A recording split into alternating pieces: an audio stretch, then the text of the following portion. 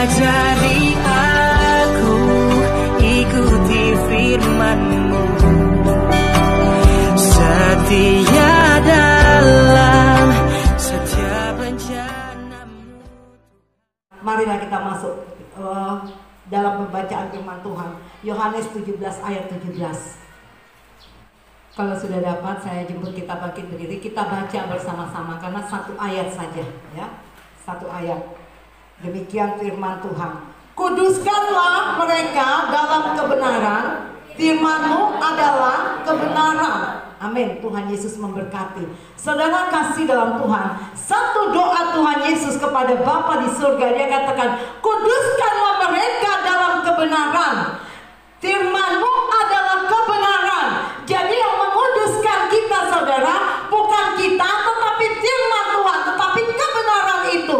Saudara, kita nggak bisa pura-pura kudus. Kita kudus hanya oleh karena firman Tuhan. Ketika kita mengerti firman Tuhan, kita akan menjadikan hidup kita kudus. Minggu lalu saya katakan firman Tuhan bukan dibaca dan diperkatakan lalu dipakai untuk menghakimi orang, tetapi firman Tuhan dibaca, dimengerti dan dilakukan. Orang yang mengerti firman Tuhan, dia akan lakukan. Orang yang mengasihi Allah, dia akan lakukan perintah-perintah Allah. Oleh sebab itu, saudara kasih dalam Tuhan, ketika kita tahu firman Tuhan dan kita mengerti, kita lakukan, maka kita akan berani memisahkan diri dari dosa.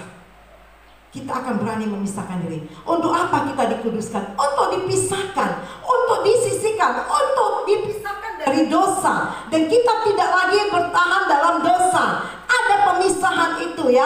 Ada pemisahan itu, maka kita terpisah dari dosa. Makanya ini doa Tuhan Yesus, kuduskanlah mereka dalam kebenaran. Kita tidak dikuduskan dengan apapun, tetapi dengan kebenaran. Dan kebenaran itu adalah firman Tuhan. Jadi yang mengubah manusia semua adalah firman Tuhan. Yang mengubah manusia adalah firman Tuhan. Meski pendeta itu hebat pun, tapi dia tidak sanggup mengubah seseorang. Hanya karena firman. Hanya karena firman yang mengubah semuanya. Sebab saudara kasih dalam Tuhan, ya, ketika setiap kita yang sudah dikuduskan, saudara, dan Yesuslah yang menjadi pemimpin kita, karena Dia adalah juru selamat kita. Saudara, Yesus memimpin kita, Yesus menyelamatkan kita bukan dengan hal yang enak, tetapi Yesus menjadi pemimpin kita, Dia menjadi pemimpin kita dengan penderitaan Dia lalui. Jadi Yesus memimpin dengan penderitaan, saudara, ya, tidak dengan enak-enak. Jadi kita orang Kristen bukan kita beribadah untuk enak-enak, untuk supaya diberkati jadi ibadah, salah. Jika kita mengerti firman Tuhan, kita tidak pernah memandang apapun, tetapi tujuan kita datang kepada Tuhan, hidup lebih dekat lagi dengan Tuhan. Ketika kita menjaga kekudusan, maka hidup kita akan lebih dekat lagi dengan Tuhan Yesus. Kan lebih dekat. Kenapa orang sulit dekat dengan Tuhan? Karena hidup gak kudus, karena hidupnya sulit untuk masuk dalam kekudusan. Ini saudara, ada apa? Ada dosa yang tercampur. Ini membuat sulit. Ada dosa yang tercampur. Ketika kita hidup dalam kekudusan, saudara, ya, pengudusan itu bisa terjadi hanya apa? Melalui pengabdian kita kepada kebenaran. Kita mengabdi kepada kebenaran, saudara, ya, bukan kepada gereja, bukan kepada hamba Tuhan, tapi mengabdi kepada kebenaran. Dan kebenaran ini akan membawa kita semakin mendekat kepada Tuhan. Jadi perlu ada pengertian tentang firman Tuhan, saudara. Ketika kita datang beribadah, tidak kita datang, kita dengar firman Tuhan, kita pulang, lalu apa? Nanti hari Minggu tunggu giliran ibadah, tidak. Renungkan setiap firman Tuhan yang kita dengar. Karena apa? Itu akan membawa kepada kehidupan yang kekal. Di ayat yang ketiga, pasal 17 tadi, inilah hidup yang kekal itu, yaitu bahwa mereka mengenal Engkau satu-satunya Allah yang benar, dan mengenal Yesus Kristus yang telah Engkau utus. Kehidupan yang kekal itu adalah kita mengenal Allah satu-satu yang benar, yaitu Allah di dalam nama Yesus. Jadi kalau orang pintar berargumen tentang firman Tuhan, tapi nggak bisa melakukan, saudara, jangan didengar. Ya, jangan didengar. Banyak orang yang pintar, ngomong firman Tuhan, tapi nggak bisa melakukan. Nggak perlu didengar, saudara. Tinggalkan. Karena apa, saudara? Orang banyak bicara firman Tuhan tapi nggak hidup dalam kekudusan. Kekudusan ini memisahkan kita dari dosa. Maksudnya apa ya? Jangan ada lagi dosa, jangan ada kejahatan. Ada satu orang bilang begini, kamu bicara firman setiap hari, tapi kamu juga berbuat dosa setiap hari melalui mulut. Jadi dari mulut yang mana sebenarnya yang keluar firman? Dari mulut yang mana keluar tentang dosa yang kamu ucapkan? Bingung, mulut cuma satu. Tapi dari mulut ini keluar apa? Kata firman. Dari mulut ini lagi keluar kata yang tidak benar. Jadi mulut yang mana sebenarnya yang kita dengar? Dia bilang begitu. Saya pikir benar juga ya orang ini ngomong.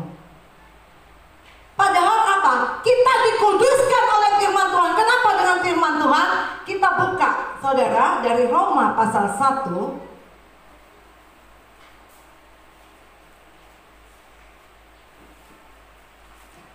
ayat 16.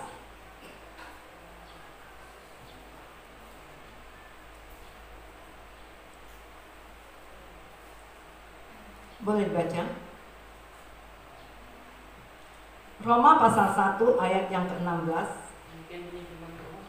Sebab aku mempunyai keyakinan yang kokoh dalam Injil, karena Injil adalah kekuatan Allah yang menyelamatkan setiap orang yang percaya, pertama-tama orang Yahudi, tapi juga orang Yunani. Aku mempunyai kekuatan, dikata keyakinan dan kokoh, yang kokoh dalam Injil. Aku mempunyai keyakinan yang kokoh dalam Injil, kata Rasul Paulus. Karena Injil adalah kekuatan Allah. Ternyata firman Tuhan adalah kekuatan Allah sendiri. Firman Allah itu kekuatan Allah sendiri yang untuk menyelamatkan kita.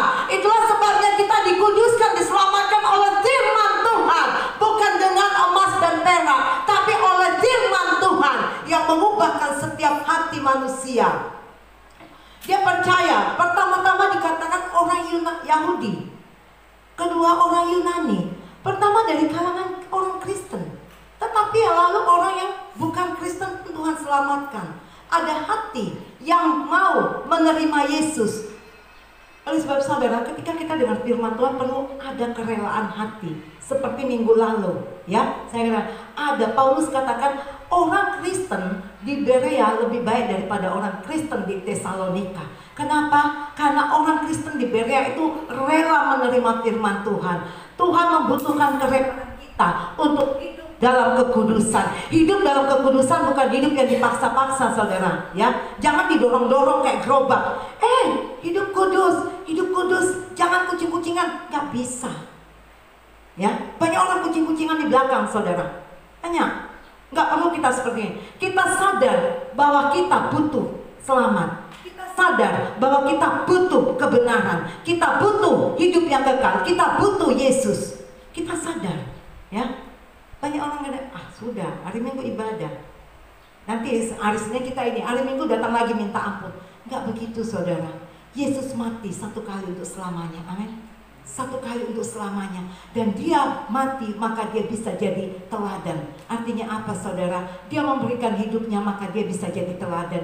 Dia memberikan hidupnya maka dia bisa jadi pemimpin. Ketika kita mau jadi pemimpin, kita mau jadi teladan, engkau harus rela mati dari yang jahat. Ya, kita harus rela mati untuk yang jahat.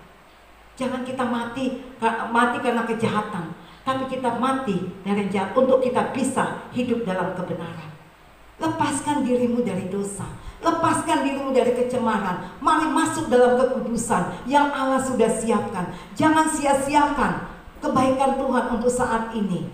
Jadi saudara kasih dalam Tuhan, ya, kebenaran yang dinyatakan kepada kita oleh Roh kebenaran itu, lanjut di ayat Roma tadi, ayat 17. Sebab di dalamnya nyata kebenaran Allah yang bertolak dari iman dan memimpin kepada iman, seperti Allah tertulis, orang benar akan hidup. Sebab di dalamnya nyata kebenaran Allah. Di dalam apa, saudara? Di dalam kekudusan, di dalam firman itu nyata kebenaran Allah yang bertolak dari iman dan memimpin kepada iman. Saudara, kita beriman karena dipimpin oleh firman Allah, ya. Seperti ada tertulis, orang benar akan hidup oleh iman. Saudara,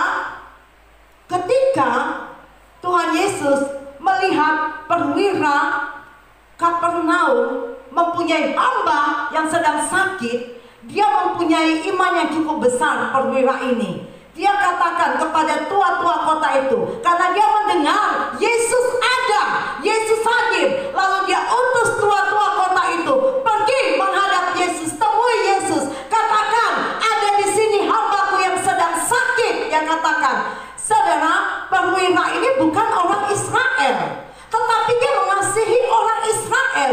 Dia mengasihi hambanya yang sedang sakit, dan dia perintahkan bawahannya pergi menghadap Yesus. Dia layak engkau tolong, dia katakan.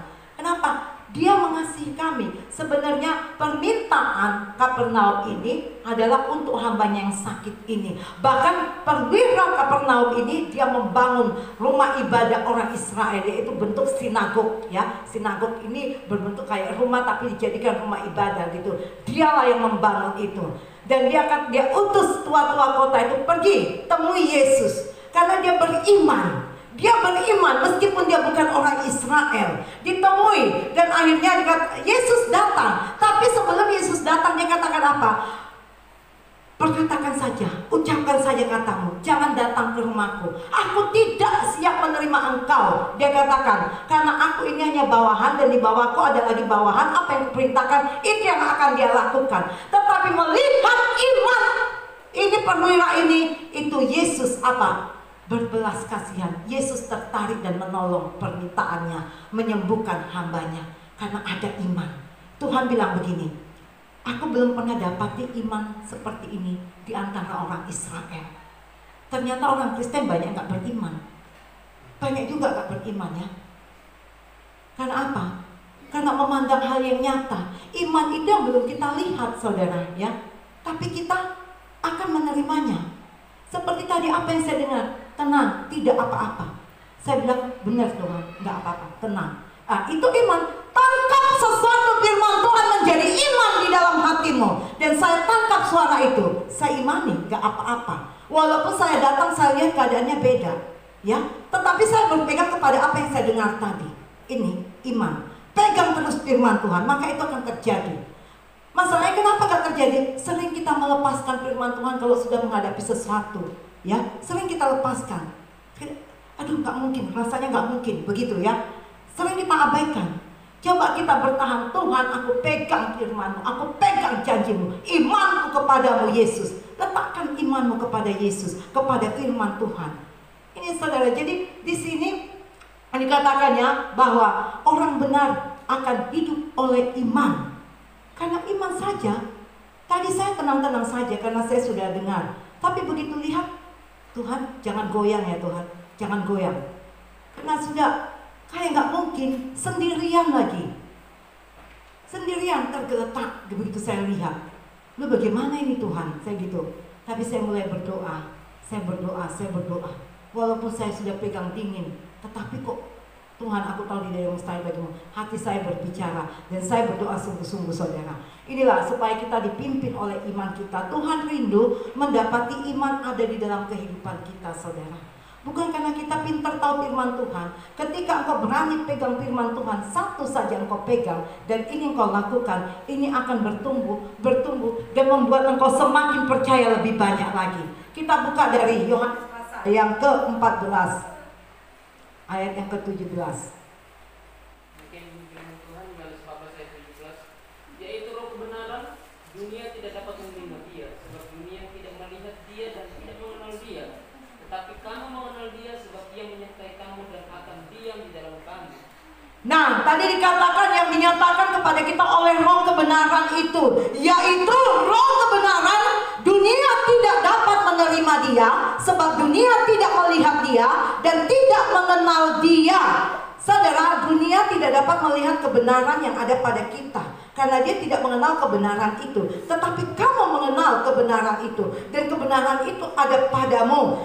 Tetapi kamu mengenal dia sebab ia menyertai kamu dan akan diam di dalam kamu. Saudara, jika kita tahu benar-benar kebenaran adalah firman Tuhan, itu ada pada kita saudara, bertahanlah dengan segala kondisi yang kita hadapi. Bertahanlah karena itu ada pada kita dan menyertai kita. Saudara, saya bilang orang yang disertai Tuhan itu akan berbeda dengan hanya sekedar orang Kristen yang butuh berkat. Saudara, beda ya. Yang disertai Tuhan itu akan lebih jadi pemenang. Meskipun dia dalam keadaan yang sangat sulit, tapi penyertaan Tuhan ada dalam dia. Saya sudah pernah katakan bahwa Tuhan ikut menderita di dalam penderitaanmu itu. Itu penyertaan Tuhan. Terus bagaimana orang yang gak disertai Tuhan? Dia akan cari dengan caranya sendiri. Ya, dia akan cari jalan keluar dengan caranya sendiri. Tetapi orang yang disertai Tuhan, maka Tuhan turut merasakan penderitaan kita itu. Ini saudara, bedanya. Yang hanya sekedar berkat, hanya cari materi, beda saudara dengan mencari wajah Tuhan. Karena di dalam Sefanya ya, kalau nggak salah itu dikatakan carilah Tuhan, dikatakan. Tapi saudara, kasih dalam Tuhan di sini, saudara, bahwa Yesus memberikan rohnya pada kita dan kita mengenal siapa Yesus sebenarnya, maka beranilah hidup sesuai dengan apa yang Yesus inginkan. Harus berani saudara. Kadang-kadang kita sulit, karena apa? Banyak memikirkan nanti si A, si B bilang apa, si C ngomongin apa. Tetapi ingat saudara, kita hidup bukan dari perkataan manusia, ya. Kita hidup dari perkataan Tuhan. Saya katakan, orang yang hidup dari perkataan Tuhan, dia tidak akan pernah mati hanya oleh perkataan manusia. Walaupun perkataannya itu jahat, tidak akan pernah mati orang menerima perkataan jahat kalau dia menerima perkataan Tuhan. Ini saudara, pegang perkataan Tuhan. Jangan pegang perkataan manusia saudara. Ini saudara, jadi percaya dengan apa yang Tuhan katakan. Kalau saudara sering mendengar nubuat, itu bukan dari manusia. Jadi jangan salah. Jangan perkira kok dia bilang begini sama. Tidak saudara, tidak. Itu dari Tuhan. Kalaupun ada perintah dari Tuhan, itu bukan perintah dari manusia. Jangan salah saudara. Tidak ada paksaan, tetapi Tuhan apa? Menyarankan, memberitahu, mengajak, hiduplah dalam kekudusan, hiduplah dalam kebenaran, hiduplah dalam tujuan hidup yang kekal. Ini saudara, ini tujuan Tuhan untuk kita saudara. Ketika dia mau menyuruh kita baca di ayat yang ke-8 tadi, pasal 17 tadi. Sebab segala firman yang engkau sampaikan kepadaku telah kusampaikan kepada mereka, dan mereka telah menerimanya. Mereka tahu benar-benar bahwa aku datang daripadamu, dan mereka percaya bahwa engkaulah yang telah mengutus aku. Segala firman yang disampaikan kepada kita percayai, bahwa kita pun percaya kepada Yesus, bahwa Yesus itu adalah anak Allah yang diutus Allah untuk menyelamatkan kita. Dan kita harus percaya saudara, karena nama Yesus bukan hanya sekedar nama, tapi nama Yesus nama yang berkuasa di sorga dan di bumi ini. Saudara, saya pernah saksikan bagaimana pesawat dalam keadaan normal tiba-tiba jatuh buk gitu ke bawah. Saya cuma katakan, nama Yesus berkuasa di udara. Saya katakan, yang lain tinggal dengan caranya sendiri masing-masing saudara. Ya, saya bilang, namamu Yesus berkuasa di udara ini. Tapi anak ini sudah pingsan, ya, sudah pingsan di pesawat dia. Yang Tesanya sudah nangis. Saya gini, Tuhan, aku bawa anak 2. Kalau mati berarti 3 dengan aku. Tapi aku berdiri, aku kumandangkan nama Yesus. Aku berputar di pesawat. Darah Yesus berkuasa di sini. Dan aku percaya itu doa yang Tuhan dengar, ya. Itu doa yang Tuhan dengar. Kenapa saudara? Jadi padamu ada nama Yesus dan engkau mengenalnya dan lakukan apa yang dia inginkan. Jangan saudara, kita tahu nama Yesus, kita bawa di mulut kita sebut-sebut, kita keluarkan, tetapi tidak ada kebenaran itu pada kita. Saudara, Tuhan sudah menguduskan kita. Dikatakan, kuduskanlah mereka dalam kebenaran. Dan firman Tuhan adalah kebenaran yang menguduskan kita. Saudara, banyak orang berbicara kekudusan, tetapi nyatanya tidak kudus. Ini yang menjadi masalah saudara, ya. Ya, jadi apa yang dia naikkan tidak dijawab, nanti alih-alihnya menyalahkan Tuhan. Tuhan mau kudus dulu. Supaya apa? Supaya penyertaan Tuhan itu nyata. Penyertaan Tuhan nyata apabila kita hidup dalam kekudusan saudara. Di ayat yang ke-9 katakan, aku berdoa untuk mereka bukan untuk dunia. Aku berdoa tetapi untuk mereka yang telah engkau berikan kepadaku, sebab mereka adalah milikmu. Saudara, dari awal Tuhan tidak mau berpisah dari kita. Yesus katakan begini, Di mana aku berada, di situ pun pelayanku berada. Yesus mau kita terus bersama-sama dengan Dia. Itulah sebabnya Dia didik kita, Dia ajar kita untuk hidup dalam kekudusan. Karena hanya kekudusanlah yang membuat kita bisa tetap bersama dengan Yesus. Hanya kekudusan, saudara. Firman Tuhan katakan apa? Kuduslah kamu, sebab aku kudus. Tanpa kekudusan kita tidak bisa, saudara. Tidak bisa kita bersama dengan Yesus, saudara. Coba kita buka di Ibrani 2. Ibrani pasal 2 ayat yang 11. Yang firman Tuhan, sebab Ia yang menguduskan dan mereka yang dikuduskan, mereka semua berasal dari satu. Itulah sebabnya Ia tidak malu menyebut mereka saudara. Sebab Ia yang menguduskan dan mereka yang dikuduskan, mereka semua berasal dari satu. Itulah sebabnya Yesus tidak malu menyebut kita saudaranya, saudara. Ya, kalau engkau telah diakui sebagai saudara Yesus, Yesus itu kudus. Jadi Dia pun punya saudara harus kudus. Karena kita tidak bisa menyatu dengan Dia tanpa kekudusan. Hanya dengan kekudusan kita bisa menyatu dengan Yesus. Kita tetap bisa bersatu dengan Dia. Kalau enggak, saudara, ada tempatnya sendiri, saudara. Jadi ternyata kita ini saudara Yesus. Hari ini tahu ya, kalau saudara dan saya adalah saudara Yesus. Engkau dan aku adalah saudara Yesus. Jika benar-benar kita hidup dalam kekudusan. Karena kekudusan itu Dia sudah berikan. Apa itu? Yaitu firman Tuhan. Lanjut. Katanya, aku akan memberitakan namamu kepada saudara-saudaraku dan memuji-muji engkau di tengah-tengah jemaat. Aku akan memberitakan namamu kepada saudara-saudaraku. Bangga ya punya saudara Yesus. Selama ini kita nggak tahu mungkin ya. Saya juga kaget ya. Bangga ternyata kita saudaranya Yesus. Tapi Dialah yang sulung. Amin. Supaya Dia jadi orang yang sulung, maka kita jadi saudaranya. Ya, kita jadi saudaranya. Supaya Dia menjadi yang sulung di antara kita, saudara-saudaranya. Ternyata kita saudaranya. Ingat saudara, bahwa engkau dan aku saudara Yesus. Yesus itu kudus, Yesus itu berkuasa, Yesus itu juru selamat, Yesus itu benar. Dan karena Dia benar, Dia berikan kebenaran itu kepada kita. Ambil, tangkap, pelihara, lakukan dalam hidupmu kebenaran itu. Dia kudus. Ternyata kita punya saudara yang maha kudus. Amin, saudara. Saudara kita maha kudus. Nanti kita punya saudara yang berpangkat sedikit aja udah bangga. Tapi nggak tahu ya bahwa kita punya saudara yang maha kudus, saudara ya. Nah, mulai hari ini kita tahu kita punya saudara ternyata Yesus yang maha kudus. Jadi jangan pernah bangga dengan manusia, saudara. Manusia bisa mengecewakan kapan saja. Tapi saudara kita satu-satunya yang mengecewakan adalah Yesus.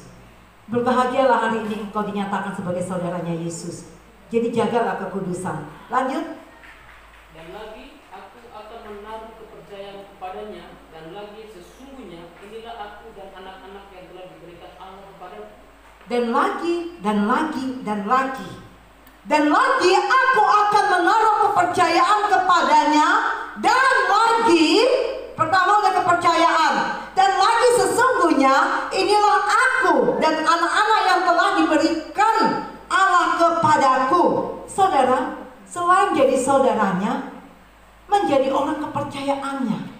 Kita pasti lebih percaya terhadap saudara kita daripada orang lain ya. Kalau kita punya ATM, PIN-nya kita nggak mungkin kasih tahu orang lain, pasti kasih tahu saudara kita. Dan saudara, Yesus memberikan kepercayaannya kepada kita, saudaranya. Terus sekarang kita bisakah dipercaya sama saudara kita? Bisa nggak? Bisakah kita dipercaya saudara kita yang maha kudus? Apa kepercayaannya? Dipercayai dalam apa? Dalam hal kekudusan juga.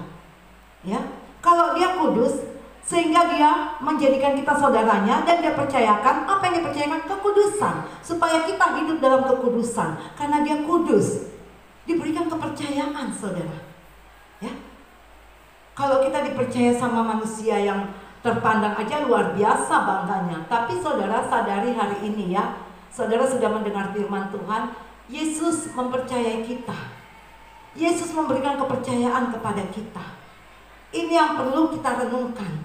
Luar biasa Yesus di sorga memberikan kepercayaan untuk kita di bumi ini.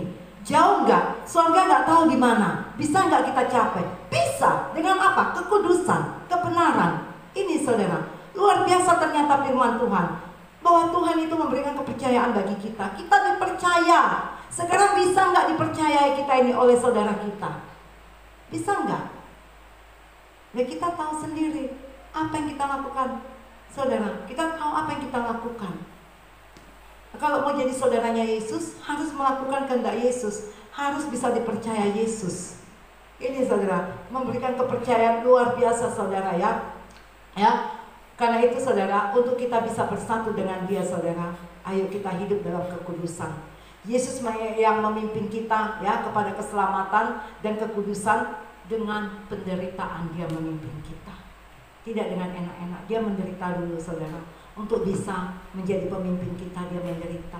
Untuk bisa menjadikan kita kudus, Dia harus menderita. Ingat, Yesus sudah menderita untuk menguduskan kita. Kita juga harus mau dan rela untuk Yesus, supaya kita menjadi saudaranya yang bisa dipercaya oleh Yesus sendiri. Amin. Tuhan Yesus memberkati.